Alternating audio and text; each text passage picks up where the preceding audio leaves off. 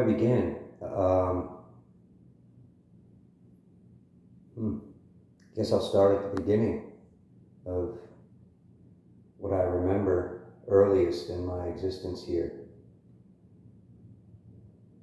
My name is Jonathan, so I've been told by the people who befriended me first, my family and my parents. My earliest memory was a silhouette of my father and mother with a dark sky behind them, and we were in a car. And I saw them lock lips in front of me, their silhouettes, and in between them, fireworks. My second memory was being, sometime in the future, being frustrated several times about witnessing things here and not being able to categorize them adequately enough for me to understand what it is or was I was perceiving at the time. Moving along, as I started to learn the language, my memories became more vivid and memorable, and I was able to categorize my thoughts more successfully. And I feel that that is the basis for one's memories to be stored, is the ability to categorize things and make sense of them and set them in their own little file for that day and that experience. Anyway, more importantly, after these early memories were still very early memories of my mother explaining this place to me and what to be afraid of and what not to be afraid of. And my mother was a born-again Christian, well, is a born-again Christian, but at that time was a born-again Christian, speaking to me about Jesus. And one of my earliest memories was her letting me know that Jesus died for everybody's sins and that he was the Son of God and that there was no way to heaven except by him. And I remember trusting my mother because she had told me everything I had learned so far. But the important thing there was she told me that I had to love Jesus more than I loved her and my father and my brother and my other family members and everyone else, really, that I should love Jesus first and then love everybody else after the fact. And I trusted her, and I believed it regardless of whatever intuition I had about what she was telling me, which didn't exactly jive, but that's for a later part of the story. So before we started reading the Bible together as a family, I remember the stories of Jesus doing miracles, healing people, and conquering death, and the story that he had left and that he would be back, that he was gone to prepare a place for everyone, and that he would be back to make sure that we all can live in eternity with him, as long as we believe in him. So I spent my early years praying for everybody in the world, believing in everybody, and believing the stories that I heard about everybody and the history that I heard about this place. And I believe so many of us do that same thing. But later on, I was presented with the actual texts of the Bible. Now, before I actually started reading these texts, I was familiarized with the teachings of Jesus, where he said, if you have the faith of a mustard seed, you could tell a mountain to go there, and there it will go. And I had told my mother, well, that means that we could do miracles like him if we just have the faith of a mustard seed. Now, they said, that's not what it means, son. Well, I know my mother said that, my father said that, and I remember thinking to myself, well, I'm pretty sure that's what it means. And everybody else seems to be disagreeable about it, so I'm not going to talk about it and I'm going to trust them. And one of the other early things that really stumped my wheels from turning faster was the notion that God created me out of nothing, and He has always been and always will be. So the fact that God came from eternity and that I was just spurned out of nothingness really didn't jive with my intuition, which was telling me that I'd come from someplace else and I'd been somewhere before this. So growing up in this place with this knowledge that Jesus had, before even reading the rest of the story, and everyone just in a disagreement with me about this, really got me, because I felt that if we all had done what Jesus had said and realized the power of having this quote-unquote faith of a mustard seed, we could make this place better. But because I was stumped and told that it wasn't the case and saw that no one believed it, rather than try to prove it to be true with everybody around me, I accepted their version of the interpretation. Outwardly, but inwardly not so much. So, moving on to reading the scriptures for the first time, I was trying to insert myself in the timeline of the story the entire time. Sometimes becoming successful in my endeavor, my faith becoming sufficient enough to warrant a result palpable in my perception of this place. And every time that had happened, I was filled with remorse and fear and withdrew, leaving behind the evidence of that manifestation. So, moving through my life as half victim, half creator, had led me down tremendous paths of not knowing what to make of it all. And at this point in time, I can say for certain that I've experienced hardships and joy and love and understanding and fear and sorrow and suffering here. And I see others have done the same. Now, moving through my life, the one thing that had remained was that what you know is what you get. So if you know that you don't know, there is still the knowledge there that you can trust, okay? So if one knows that they don't know what's going on outside of the space that they are in, the space outside is free to be whatever it wants to be within reason, correct? Because we all believe certain limitations of this place as a collective.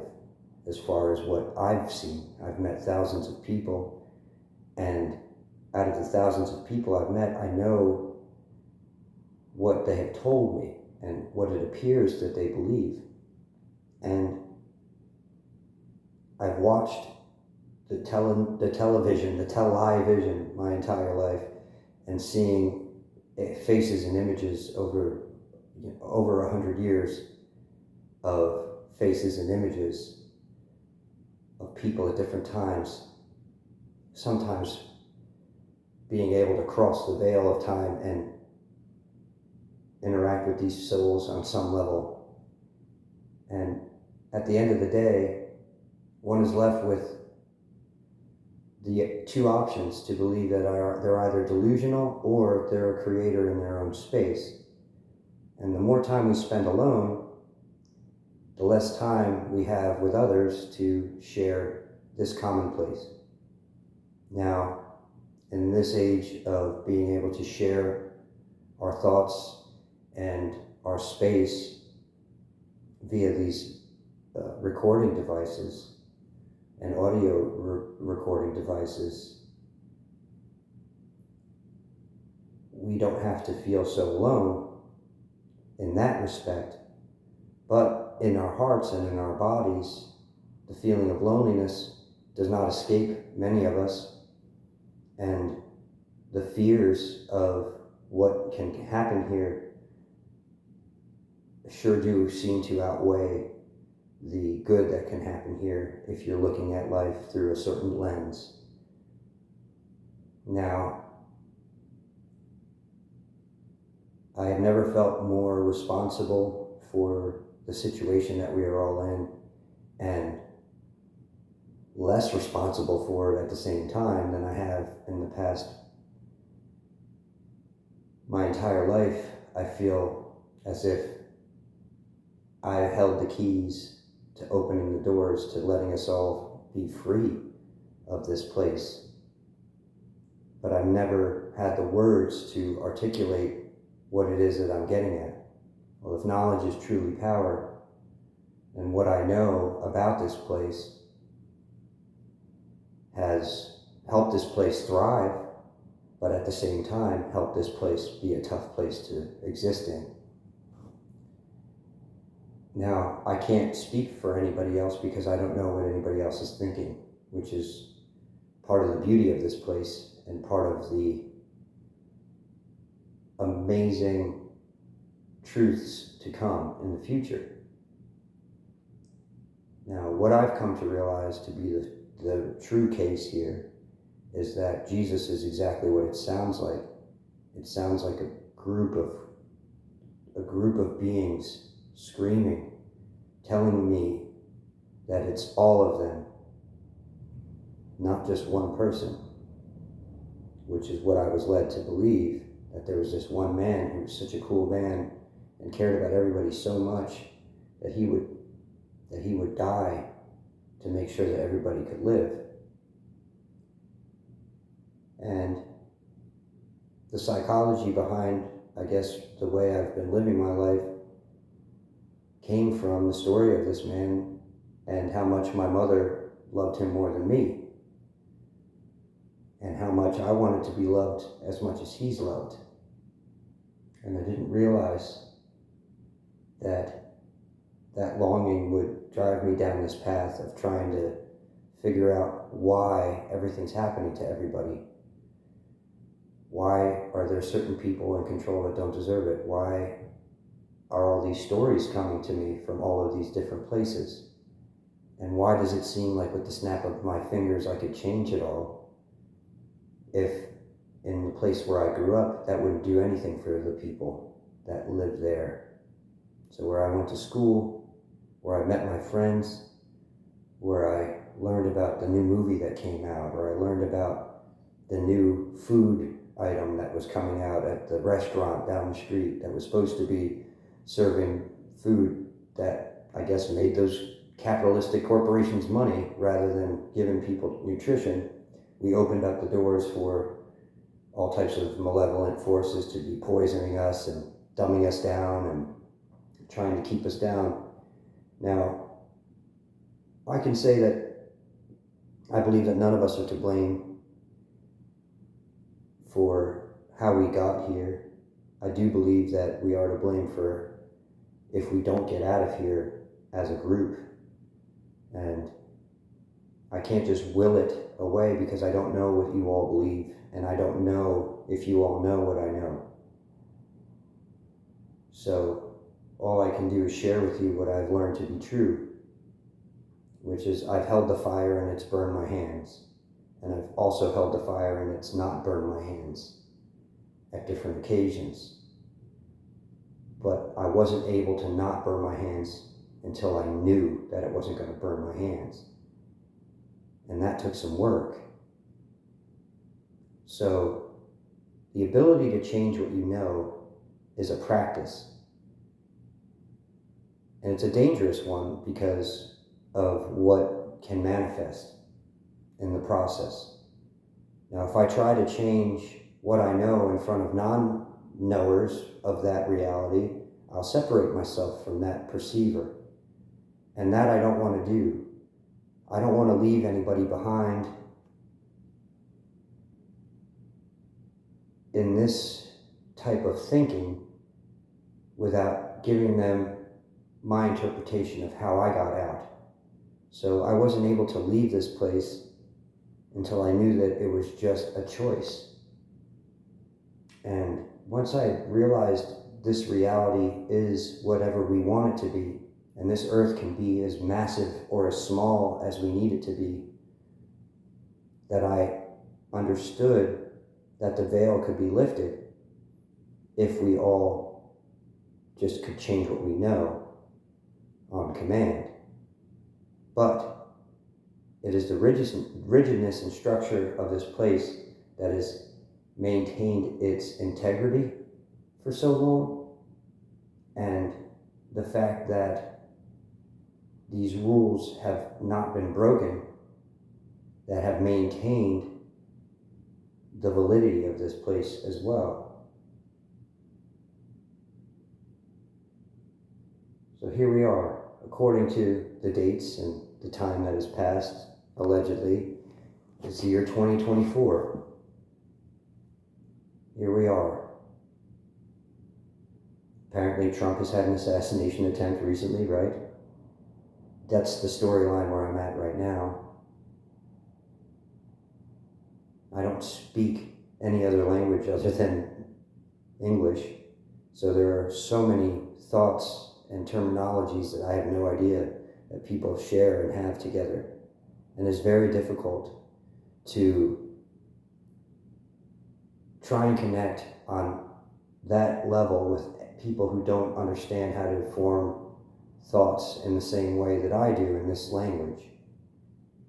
And I understand that my limitations, based on my knowledge, are just limitations based on my knowledge with the collective. So I can say with certainty the most important thing in learning that you have power is to separate yourself from the group for a period of time, to convince yourself first, because if you can't prove it for yourself, you won't be able to know that you can do it with others unless they come to you as a group and bring you into the fold. So I guess what I can say for certain is that without me sharing this message to you and letting you know that I've figured out how to get out of here and I've done it myself, and if you don't believe me, that's fine, because I know what I know is true, and you know what you know to be true, but if you can change it, would you? If you knew that your knowledge was the only thing holding you back in this reality, would you be so quick to want to leave? Or would you just be more quick to unlearn all the garbage that you've learned? For example, if you see someone eating poison, the compassionate person speaks out and says, "Hey, don't eat that poison. You're going to die. It's poison." Why? Because they believe something. They know something to be true, and they're scared of the outcome, as they should be. It's poison. They don't want that person to die. But if they see that it's already happened, the feeling of defeat is the acceptance of the reality that you don't want. When the correct way to look at it would be like, well, I know the poison won't harm them, would be the next action for that one who wants to change the reaction. Well, some people would call that delusional. And they'd be right in saying so. But at the same time, if you can change what you know on command, can you not change that poison into something that's not poison? And that's the true question. Can we allow ourselves to maintain this light gray area, as Eric Dubay spoke in one of his podcasts, this light gray area where things are more good than bad. And I believe that that is totally achievable. Anything's achievable. But we have to understand the rules. If we don't understand the rules, how can we manipulate them to our benefit? As a group of people, we do not want to see pain and suffering, right? If we are empathetic beings and we do care for one another, we don't want to see people getting old and dying unless that's something that people care to see. I mean, I don't want to see my loved ones in pain and suffering. I love to see my loved ones in eternity with goodness and the rest. Now, how do we get there? I mean, I just told you, I feel that we have to do it as a group. So we have to expect good things from one another. We have to expect good things for ourselves. It doesn't change without the group. If it changes for one, it doesn't just change for everybody else. Why? Because the information has to be shared in a way that follows the rules here in order for us to change the place that we are in. So if we're here and the only way to divulge secrets and share information or share epiphanies that one another has together is via these words, these catalysts of change, as you would call them. If I tell you that we can do this, it doesn't change the fact that some people may disagree or that some people will believe. I just want to make sure that we know that God has been with us this entire time. He is, and it is, everything and everyone together as one, but separate at the same time. And that's kind of the nature of the Trinity of it all, really, is the fact that something separate can appear to be separate from something else that's separate, can appear to be apart from what it is that's connected. So the illusion is that everything is not finished. But the truth is that everything's already been done a million times.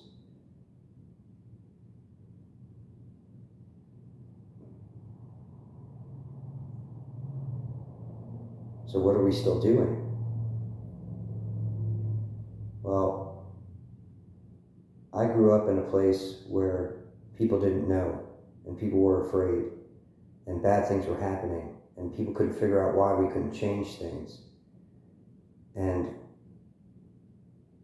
it's not about if you're with the group, it's about what the group knows, which is why it's been so important for the people in control of this world to control what people know.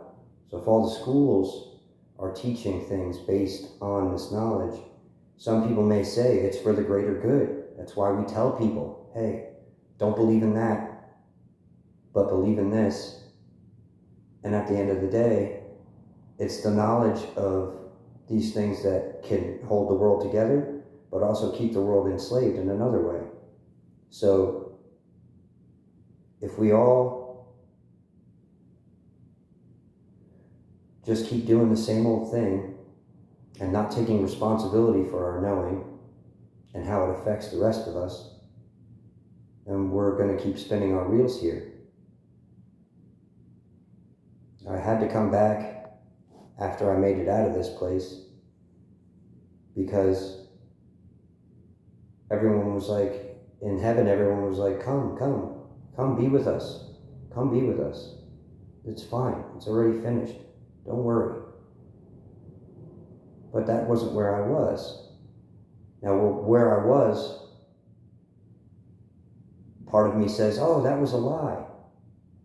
But if it was a lie, how are all those people? And where are all those people? Well, I see them every day. I see a small portion. I'm but one man out of hundreds and hundreds of millions of people. that have their own dreams, desires, experiences, creations, thoughts and fears and hopes and dreams. And I would love to be a part, but not at the expense of what I know to be true, and not without the fear of being judged by everyone for what I've done. And I mean, getting out of this place, everything is known. Yes, you're naked, you're exposed. Everyone knows everything you've ever thought, and all the small mundane sins and things like that that people are led to believe. Well, where does that come from? That comes from intentions. What were your intentions when you did this thing and when you had this experience? And what it is we're trying to learn is how to be like the one who wants to save everyone, rather than be like the one who just wants what's best for them. So the selfishness is something to keep, but something to let go of at the same time. So the power within has to be shared through the means that it took you to be outside of yourself at some point in life, right? So these letters that people write to each other, these videos, these notes, these attempts to reach those that would otherwise be unreachable, are the way for us to move out of this paradigm of a group of wealthy, powerful people trying to take over everything that we hold dear, and trying to erase the evidence of what is most definitely a magical realm that has a very solid history. So I would like to take the opportunity to introduce this truth to you all. I mean, I've seen it work a million times, but I've never spoke about it to everybody all at once. So I've told individuals about this over the past 15, 20 years about what I had been hinting at and getting at. And I realize now that without having this conversation, or without at least speaking to people about this, I'm not going to touch as many lives as I could by doing this. So I just wanted to take this time, because I prayed for everybody that's listening to this and everybody who's not listening to this when I was a little boy. And I prayed that only good things would happen and only good things would find them. And I prayed that they would find nourishment for their souls and for their bodies. And I prayed that